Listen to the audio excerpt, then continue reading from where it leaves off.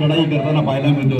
अतिशय दमदार असा खेळ करणारा हा चढाईपटू, सडपातळ बांध्याचा हा चढाईपटू आहे। मात्र दमदार खेळ करून आपल्या संघाला अंतिम फेरीत पोहोचवणारा हा पहिला संघ जो कुठला असेल तो A7 छत्रपती संभाजी महाराज वॉरियर्स संघाच्या प्रांगणामध्ये खेळत असताना अतिशय दमदार अशी खेळी या ठिकाणी निश्चित पाहायला मिळणार। या आपल्या मला वाटतं सर्व संघ हे आहेत ते शास्त्री पुलावरच्या वरच्या बाजूचे सर्व खेळाडू आहेत आणि त्यामुळे या पंचकृषीतील खेळाडू हे आपापसात या ठिकाणी प्रीमियर लीगच्या स्वरूपात खेळताना पाहायला मिळतात। प्रत्येक संघ मालकाने या ठिकाणी त्यांची निवड केलेली आहे आणि तो आपापल्या संघामध्ये खेळून अशा प्रकारची ही स्पर्धा राबवण्याचा प्रयत्न या प्रकाश पाटेकर आणि सर्व मंडळींनी केलेला आहे आणि त्यामुळे यामध्ये अतिशय रंगतदार असे सामने गेले 3 वर्ष एक पाहायला मिळत आहे आणि त्यामुळे आपल्याला आतापर्यंत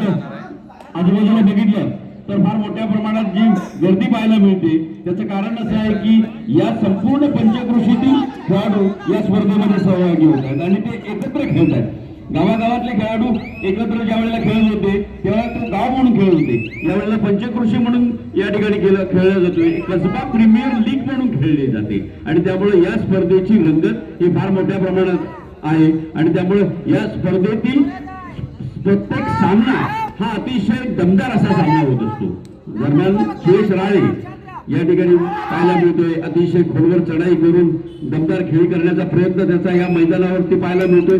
या आधीच्या सामन्यामध्ये अतिशय वेगवान अशा चढाई केल्या होत्या आणि आपल्या संघासाठी दमदार अशी खेळी केली होती। आता येणारा जो खेळाडू आहे भारत शरीरयष्टीचा हा खेळाडू पुन्हा गुरुवे एक अतिशय जबरदस्त असा खेळाडू थर्ड रेड साठी हा कायमस्वरूपी चढाई करणारा असा हा खेळाडू, थर्ड रेड साठी असा हा खेळाडू ठेवण्यात आलेला आहे की पहिल्या 2 चढाया ज्या वेळेला त्यावेळेला निश्चितपणाने हा खेळाडू मदतीला धावून येतो तो A7 संघाच्या A7 संघाला चा तारणहार आहे। A7 संघाला कायमस्वरूपी सहकार्य करणारा असा हा खेळाडू आहे तो गोविंदे। पुन्हा एकदा मैदानात आहे सडपातळ बांध्याचा हा खेळाडू, छत्रपती संभाजी महाराज वॉरियर्स संघाचा खेळाडू 7 विरुद्ध 1 अशी खेळ करत असताना समोरचा संघ अतिशय तुल्यबळ, त्यांच्यामधला समन्वय हा अतिशय दमदार आहे। या आता मात्र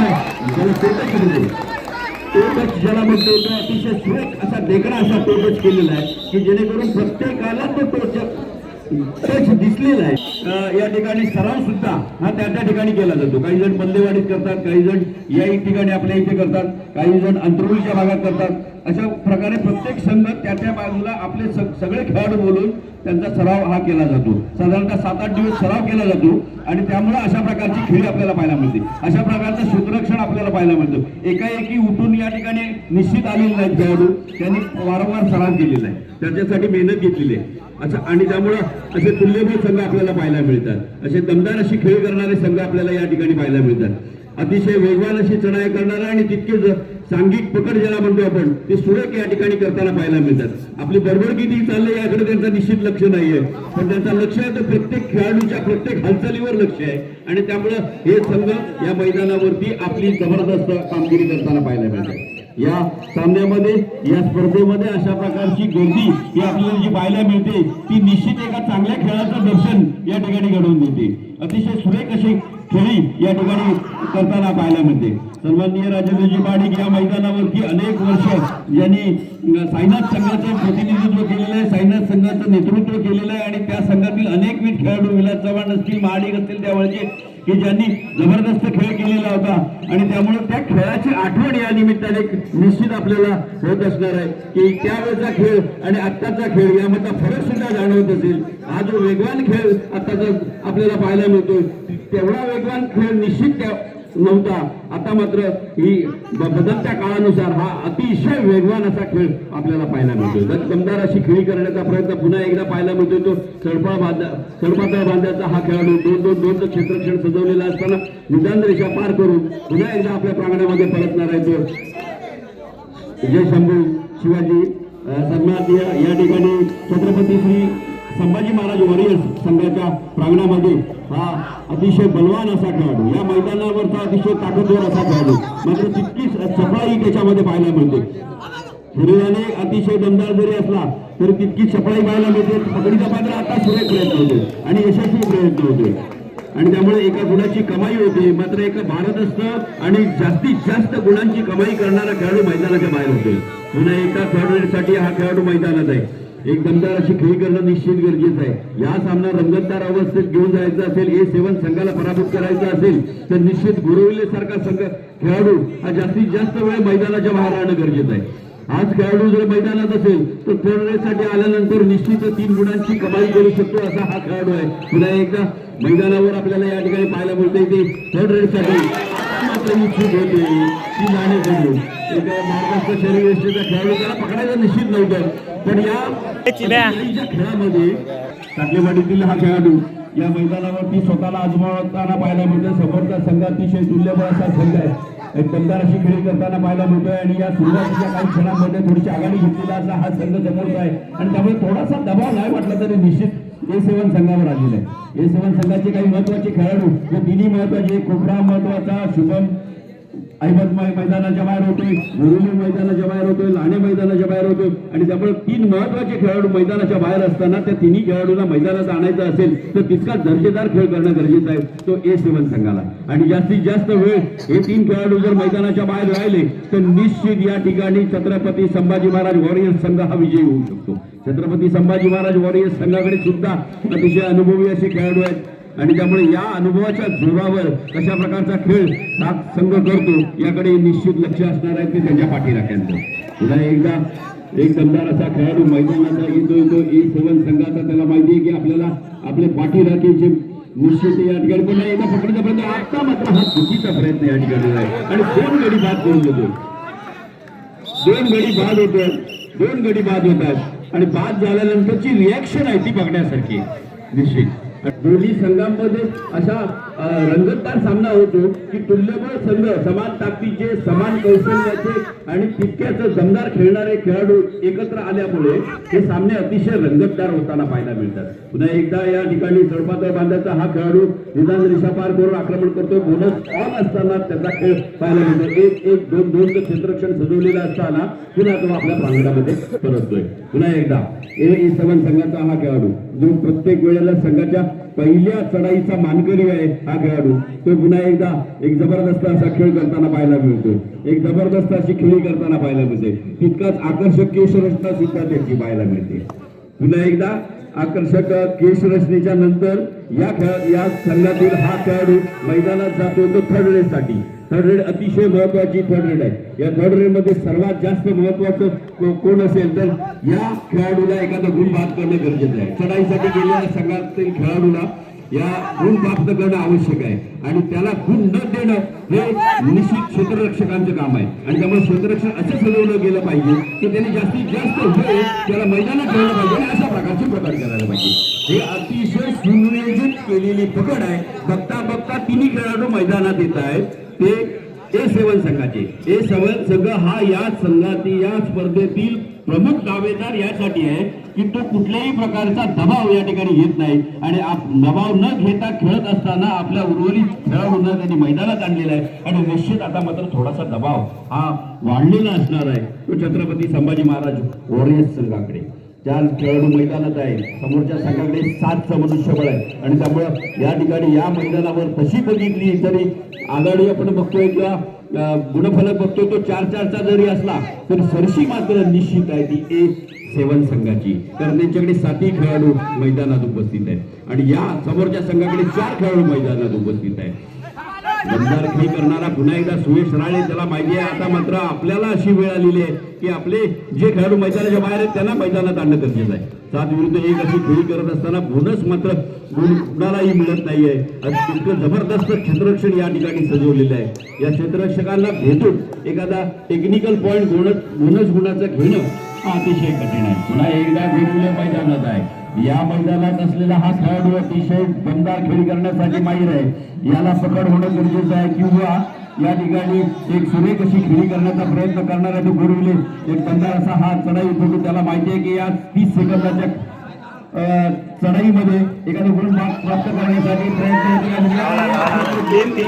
नक्कीच दोन खेळाडू तर नक्की पाहिजे. अतिशय सुरेख अशी खेळी करणारा असा हा खेळाडू, अतिशय देखणी खेळी करणारा असा हा खेळाडू, संघाला सावरून घेणारा असा हा संघ आहे खेळाडू.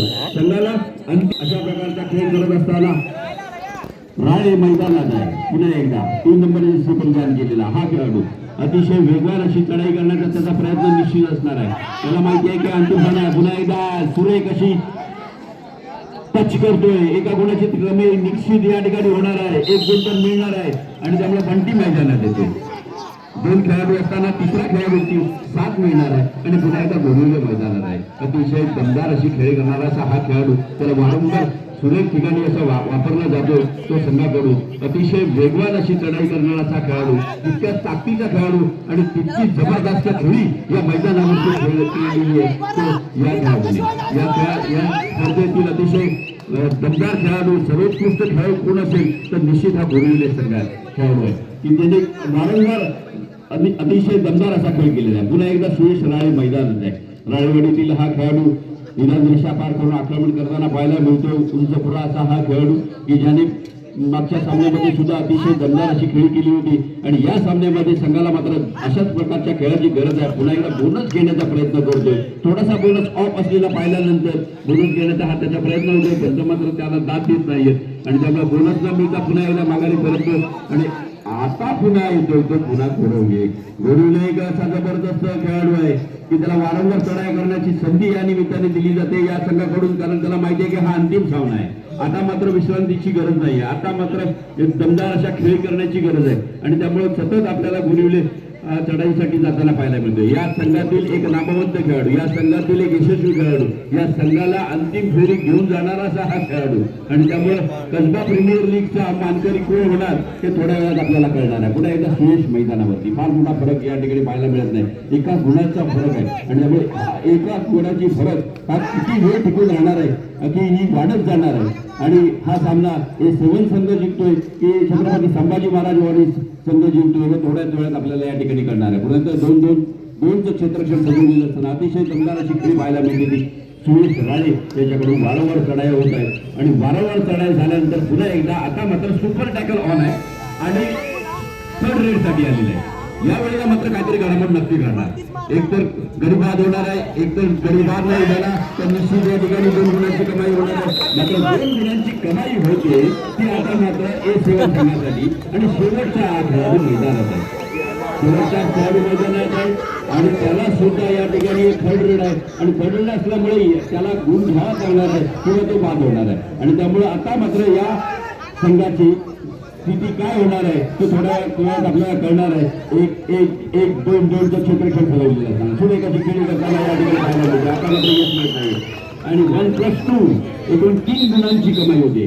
3 गुणांची कमाई होते आणि थोडासा टाइमआउट घेतला जातो. अशा की आक्रमणामध्ये खेळायला पाहिजे. हा फरक जो आहे तो त्याच वेळेला सांगून देण्याचं काम असतं ते निश्चित पाठीमागे असणाऱ्या संघ व्यवस्थापकाचं आणि त्यामुळे पुन्हा एकदा हा आक्रमण करणारा असा हा दमदार खेळाडू आपल्याला गोविले पाहायला मिळतो. पण तो आता मात्र टाइमपास करण्याचा तंत्र अवलंबतो. त्याला माहिती आहे की आता 6 गुणांची आघाडी आहे. 6 गुणांची आघाडी असताना आपल्याला घाई करण्याची गरज नाही. ही उर्वरित काही मिनिटं आहेत ती निश्चित अशा प्रकारे गेली तर आपण विजयी होऊ शकतो. अशा वेळेला मदतीला धावून येणारा पुन्हा एकदा साठेवाडीतील हा खेळाडू आहे ऋषिकेश गोरे. दमदार असा खेळी करणारा असा हा चढाईपटू आहे. अनेक वेळेला त्यांनी आपल्या संघाला सावरलेला आहे आणि त्यामुळे पुन्हा एकदा त्याला आठवण झाली आहे. आता मात्र बघूया काय पण काय होतं ते बघूया. या ठिकाणी खेळाडू मला वाटतं कोण भाग होते तर मला वाटतं रायडर भाग होताना पाहायला मिळतो. अतिशय सुरेख अशी खेळली होती. जर रायडरचा टच झाला असता तर निश्चित 2-4 गुण मिळाले असते. मात्र तसं होत नाही आहे आणि एका गुणाची भर पडते की A7 संघासाठी. अतिशय दमदार अशी सांघिक पकड आपल्याला पाहायला मिळाली. एक दमदार अशी सांघिक पकड पाहायला मिळाली या निमित्ताने. पुन्हा एकदा गोविले जो सतत या ठिकाणी चढाया करण्यात माहीर असलेला असा हा खेळाडू. याच्या आधीच्या सामन्यामध्ये आपण बघितलं असेल या ठिकाणी उपस्थित सर्व मंडळी आहे का गोविले फक्त 3ऱ्या रेडसाठी जात होता. ज्या वेळेला डोळा रेड होती त्याच वेळेला तो जायचा, पण आता मात्र तो सतत प्लेट करण्याचा प्रयत्न करतो. याचा अर्थ असा आहे की हा शेवटचा सामना आहे आणि शेवटच्या सामन्यामध्ये आपला सर्वोत्तम खेळाडू हा मैदानात असणं गरजेचं आहे. सर्वोत्तम खेळाडू हा खेळत राहणं गरजेचं आहे आणि त्यामुळे असं तंत्र अवलंबलं आहे. आणि पुन्हा एकदा पकडण्याचा प्रयत्न करत शुभम राणे याने अतिशय सुरेख अशी पकड केलेली आहे, दमदार अशी पकड केलेली आहे आणि त्यामुळे एका गुणाची कमाई या ठिकाणी केलेली आहे. एका गुणाची पकड. शेवटची 5 मिनिटं, शेवटची 5 मिनिटं असताना पुन्हा एकदा दमदार असा हा चढाई होतो, मैदानात येतोय तो बोरिवले 5 विरुद्ध 1 अशी खेळी करत असताना निदान दिशा पार करण्याचा प्रयत्न करतो आणि ही पकड ही अतिशय सुरेख अशी पकड होते आणि त्यामुळे पुन्हा एकदा आक्रमणासाठी सज्ज होतो तो हा राणे, सुरेश राणे. 6 विरुद्ध 1 अशी खेळी करत असताना बोनस ऑन असताना या मैदानावरती दमदार खेळी करण्याचा प्रयत्न करतोय, हाताने गडी मारण्याचा प्रयत्न करतोय. वारंवार चढाया करत असताना अतिशय दमछाक होत असतो. पुन्हा एकदा या खेळाडूकडून होते आणि एका गुणाची कमाई होते. एक आकर्षक असा खेळाडू पुन्हा मैदानात जातोय, स्वतःला आजमवण्याचा प्रयत्न करतोय. त्याला माहिती आहे की या परिस्थितीत कशा प्रकारचा खेळ करायला पाहिजे. लाईन टच करणं गरजेचं आहे आणि लाईन टच केल्यावर पुन्हा एकदा आपल्या प्रांगणामध्ये परतणं गरजेचं आहे. शेवटची 4 मिनिटं असताना बघूया कशा प्रकारचा खेळ होतो या मैदानावरती. अंतिम सामना सुरू आहे. अंतिम सामन्यामध्ये या आपल्याला लीड बघायला मिळते ती A7 संघाकडे. एक दमदार असा सामना या मैदानावरती नक्की पाहायला मिळतोय. पुन्हा एकदा ऋषिकेश गोरे मैदानात आहे. 5 विरुद्ध 1 बोनस ऑफ असताना या ठिकाणी मैदानात आहे तो ऋषिकेश गोरे. या ठिकाणी पकडीचा प्रयत्न निश्चित या ठिकाणी केला जाणार आहे आणि तो तसा प्रयत्न या ठिकाणी पाहायला मिळतोय आणि प्रयत्न खोलवर असून या ठिकाणी हा प्रयत्न या ठिकाणी पाहायला मिळतो.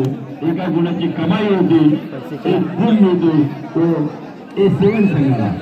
A7 संघाला गुणाची भर पडते आणि पुन्हा एकदा सक्सेस होतो, यशस्वी होतोय. 1 गुण मिळतोय. शेवटची 3 मिनिटं आहेत. शेवटची 3 मिनिटं असताना पुन्हा एकदा या मैदानातील या स्पर्धेतील शेवटची 3 मिनिटांचा खेळ बाकी आहे. या स्पर्धेतील शेवटच्या 3 मिनिटांचा खेळ बघत असताना जे उपस्थित पुन्हा एकदा पकडीचा प्रयत्न होतोय आणि सुरेख प्रयत्न आणि त्यामुळे 1 गडी बाद होतोय, 1 गुण मिळतोय तो A7 संघाला.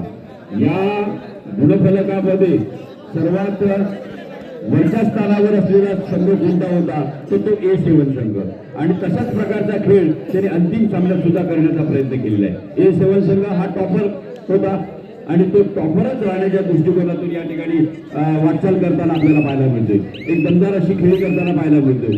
या स्पर्धेतील गुणतक्त्यातील सर्वात वरचा संघ A7 संघ आणि त्यांनी त्याच्या प्रकारचा दर्जेदार खेळ या ठिकाणी केलेला आहे. पुन्हा एकदा या ठिकाणी एक जबरदस्त अशी चढाई पाहायला मिळते. 7 विरुद्ध 1 अशी खेळी करत असताना शेवटच्या क्षणापर्यंत अतिशय संयमाने खेळताना पाहायला मिळतो तो A7 संघ.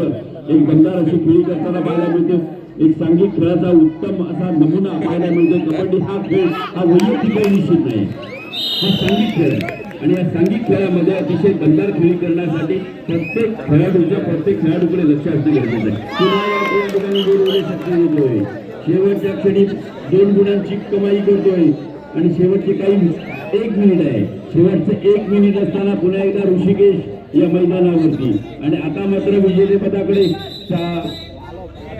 जोरदार ज्याला धडक म्हणतो आपण ती A7 संघाने या प्रीमियर लीगवर आपलं नाव कोरण्याच्या दृष्टिकोनातून प्रयत्न केलेला आहे.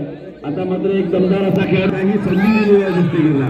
बघूया याला पकड होते की एखादा गुण होते. जसं की या खेळामध्ये एक तरी गुण घेऊन येणं गरजेचं आहे. नुसता टाइमपास नाही, गुणांसाठी बनवलेलं आहे. नाही काय नाही बघायचा गुण पाहिजे दस्तगीर. फक्त दस्तगीर हा लाईन टच करून आपल्या मैदानात परतताना पाहायला मिळतोय. संघाची रणनीती अशी होती की